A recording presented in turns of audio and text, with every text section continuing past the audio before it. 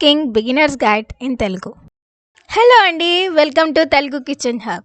ఇవాళ మన కిచెన్ హబ్లో పుంటికూర పప్పు ఎలా ఈజీ స్టెప్స్తో తయారు చేసుకోవాలో చూద్దాం. ఈ రెసిపీని నేను చెప్పే స్టెప్స్తో ఫాలో అవుతే మీకు ఎంతో సూపర్ టేస్ట్ వస్తుంది. సో వీడియోని మొత్తం స్కిప్ చేయకుండా చూడండి. అండ్ వీడియో కనుక నచ్చితే లైక్ చేయండి మరియు సబ్స్క్రైబ్ చేయడం మర్చిపోకండి. So let's start. దీనికి కావాల్సిన పదార్థాలు: 1 కప్పు కందిపప్పు, 7 నుంచి 8 పచ్చిమిరపకాయలు, కొత్తిమీర, కరివేపాకు, జీలకర్ర, ఆవాలు, ఎండుమిర్చి మీకు సరిపోయేంత. ఇప్పుడు మీకు కావాల్సినంత పుంటికూరని తీసుకొని దాన్ని శుభ్రంగా నీళ్ళతో కడగాలి. ఇప్పుడు కుక్కర్లోకి 1 కప్పు కందిపప్పు వేసి దాన్ని నీళ్ళతో శుభ్రంగా కడగాలి. ఇప్పుడు దాంట్లో 2 గ్లాసుల నీళ్ళు వేసుకోవాలి. అలాగే పచ్చిమిరపకాయలు, కొత్తిమీర, కరివేపాకు మరియు పసుపు వేసుకోవాలి.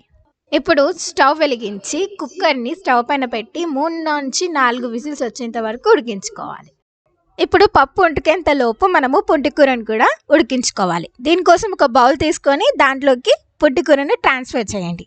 ఇప్పుడు పుంటికూరని కూడా స్టవ్ మీద పెట్టి మెత్తగా ఉడికేంత వరకు ఉడికించుకోవాలి. ఇక్కడ మన పుంటికూర ఉడికాక ఇలా తయారవుతుంది. ఫైనల్లీ ఈ 2 ఉడికిన తర్వాత స్టవ్ మీదకి తీసేయండి. ఇప్పుడు ఉడికించిన పప్పుని బాగా రుబ్బాలి.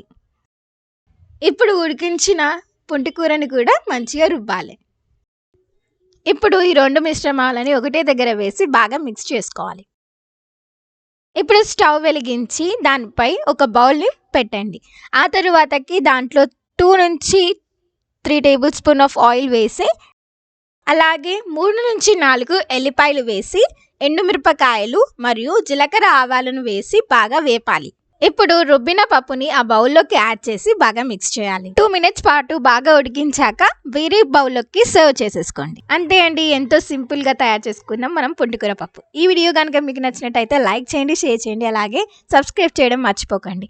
అండ్ ఆల్సో కామెంట్ కూడా చేయండి నెక్స్ట్ వీడియోకి ఏ రెసిపీ కావాలో. Thank you.